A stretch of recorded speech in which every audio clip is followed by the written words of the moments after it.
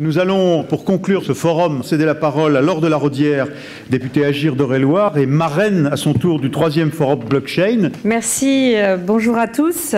Je suis très heureuse de vous retrouver pour la 3e année de suite comme marraine de ce forum sur la blockchain.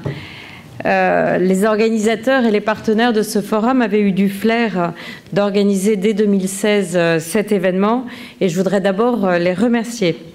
À l'époque, c'était un sujet d'initié. Qui avait entendu parler de la blockchain? Juste quelques précurseurs, pourtant nombreux dans la salle, qui avaient voulu faire un peu de spéculation sur le Bitcoin.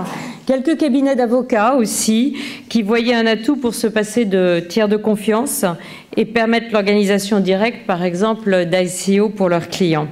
Je voudrais aussi remercier mon coparrain de cette édition et collègue, le député LREM des Côtes-d'Armor, Éric Botorel, et aussi mes collègues La République En Marche, Christine Aignon, Jean-Michel Miss et Pierre Persson d'être intervenus dans cette matinée.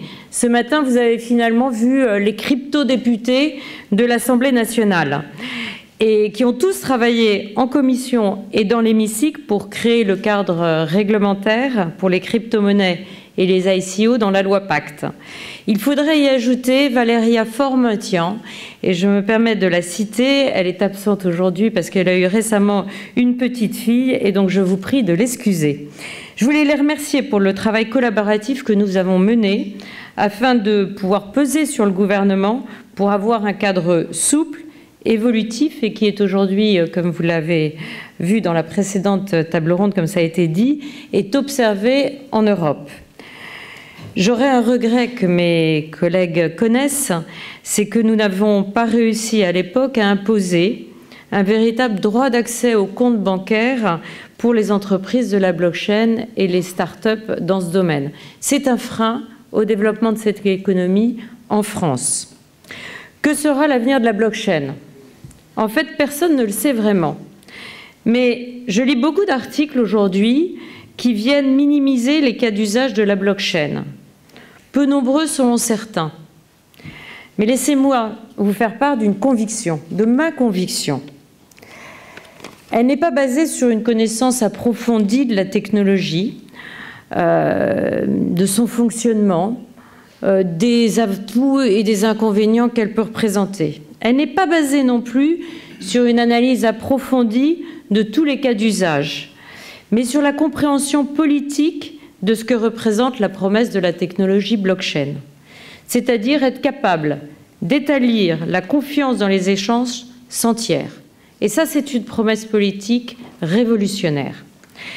Cette promesse politique, pour moi, est aussi révolutionnaire qu'Internet, qui offrait la capacité, et qui offre toujours d'ailleurs la capacité d'assurer une communication simple dans le monde entre ordinateurs connectés simplement au réseau. Voilà. Et bien de cette promesse politique, moi je donne crédit à la blockchain pour avoir de nombreux cas d'usage à l'avenir. Je ne peux pas vous dire si ça va se développer dans l'année qui vient de façon extrêmement mirobolante ou si ça va prendre un peu plus de temps, s'il va y avoir des soubresauts ou pas. Mais cette promesse politique fondatrice de la blockchain donne tout son crédit à cette nouvelle technologie pour révolutionner l'ensemble des filières économiques. C'est le secteur financier qui est disrupté le premier. Vous le voyez dans les monnaies, dans le paiement, dans les levées de fonds, dans les échanges de titres.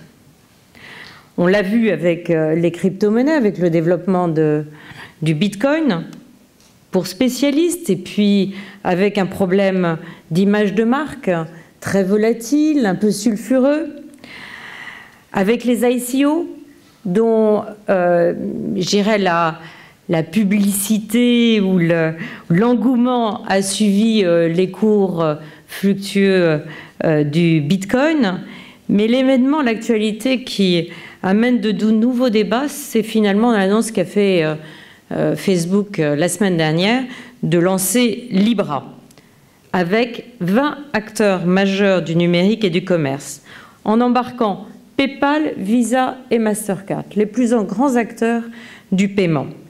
Ça bouge très vite et ça bouge très fort. C'est finalement un nouveau business model qui s'incarne derrière ce paiement par Facebook, d'un moyen de paiement géant et planétaire, mais à la différence de PayPal, Mastercard, Visa, avec son propre cours, fluctuant mais pas trop, tel que c'est annoncé, dont le pilotage serait effectué par une fondation installée en Suisse. Je comprends mieux finalement l'absence de la CPR qui doit réfléchir aux impacts que cela représente de se dire que c'est une fondation installée en Suisse qui va piloter le cours d'une monnaie. Et d'une monnaie mise à disposition finalement de 2,5 milliards d'utilisateurs, puisque Facebook compte 2,5 milliards de comptes et 35 millions en France dès à présent. Je ne sais pas s'il y a 35 millions de cartes de crédit en France. Je ne sais pas, ça doit être à peu près, il y en a plus, me dit Delphine Cully du Monde, mais disons dès le démarrage, en combien d'années a-t-il fallu le développement en fait des cartes de crédit en France, alors que dès leur lancement, ils peuvent compter, pas forcément 35 millions d'utilisateurs, parce qu'il va falloir avoir confiance dans cette nouvelle monnaie de Facebook, mais quand même, avec 20 acteurs du numérique, une forte image de marque de Facebook, un engagement certainement qu'ils prendront d'une stabilité corrélée à l'euro et au dollar, mais avec une certaine autonomie, ça peut être très intéressant pour de nombreux usages. D'autant plus que la devise Libra va être assise sur des réserves finalement, somme toute, importantes et d'actifs sûrs avec la capitalisation de Facebook. On voit, et ça se disait, certains politiques le disaient plutôt depuis longtemps, les géants de l'Internet se placer au niveau des États. C'est pas nouveau. Déjà en 2013, quand Google venait en France négocier avec les éditeurs de presse la création d'un fonds de 60 millions d'euros et que la signature de ce fonds privé entre les éditeurs de presse et Google a eu lieu à l'Élysée, contresigné par le président de la République, on se disait clairement que c'était des négociations au niveau des États, alors que c'était tout privé. C'était peut-être un petit peu de communication de la part de l'Élysée de faire ainsi. C'était aussi certainement un petit peu, à mon avis, de naïveté et de méconnaissance de la volonté de ces géants de l'Internet de se placer au niveau des États, mais c'était une première alerte. Aujourd'hui, la valorisation d'Apple, c'est aux alentours de 1000 milliards de dollars. Celle d'Amazon et Google, c'est aux alentours de 850 milliards de dollars. Celle de Facebook, puisque nous en parlions juste avant, c'est 500 milliards de dollars. Cela place les premiers entre les 26e et 30e rangs des pays en matière de PIB, et cela passe Facebook entre l'Autriche et la Belgique. Des pays, somme toute, très respectables, membres de la Commission européenne. Leurs présidents discutent directement avec tous les chefs d'État. Leurs services sont très influents sur le fonctionnement de nos économies. Et maintenant, Facebook, qui est celui dont l'usage est finalement le plus critiqué au niveau du gouvernement et de nos démocraties, par son impact dans la diffusion des fausses informations, par le contenu, les propos manifestement illicites des contenus haineux, lance sa monnaie. Et pour l'instant, nous n'avons eu aucune réaction des gouvernements. Pas seulement du gouvernement français. J'ai vu très peu de réactions. Comme si nous étions tétanisés. Et je dois partager avec vous que la sidération ou la tétanisation ne sont jamais bonnes en politique. Moi, je préfère l'ambition, l'audace et l'attaque. Alors, soyons lucides et ambitieux en Europe et en France. D'abord, mes convictions, c'est que ces technologies continuent à évoluer et qu'il y a en France une recherche de très grande qualité dans ce domaine-là. Et que ces technologies aujourd'hui n'ont pas un optimum en fait en matière d'équilibre, de sécurité, de souveraineté et de consommation d'énergie. Donc il y a encore de la place pour de nouvelles technologies, pour prendre des marchés au niveau européen avec des technologies qui soient européennes. Et la bonne nouvelle, c'est qu'on est plutôt bien placé en France dans ce domaine-là et qu'on a des équipes de très haut niveau et une formation académique qui est reconnue dans le monde entier. Deuxième point positif, c'est que nous avons mis un cadre réglementaire qui est finalement un label d'honorabilité de la technologie blockchain, des crypto-monnaies et des ICO. Ceux qui viennent chercher cette aspect réglementaire, cette réglementation, c'est un gage de label d'honorabilité. Et donc, à partir de là, ça crée un climat de confiance. Et sans climat de confiance, on ne peut pas avoir de développement de technologie et d'innovation.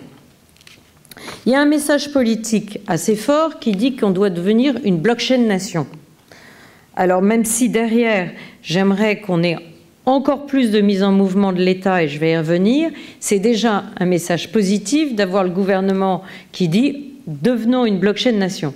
C'est mieux que d'avoir un message négatif en disant « attention, c'est pas bien, il y a uniquement des usages négatifs avec les crypto-monnaies, donc on ne veut pas se baser sur ces technologies ». Donc c'est une bonne chose. Et je voudrais saluer le travail qui a été conduit par l'AMF, la DG Trésor, la Caisse des dépôts et consignations depuis longtemps, le gouvernement et puis aussi l'Assemblée nationale pour apporter en fait ce cadre réglementaire qui avait apporté une plus grande maturité des acteurs traditionnels et des acteurs impliqués dans la blockchain.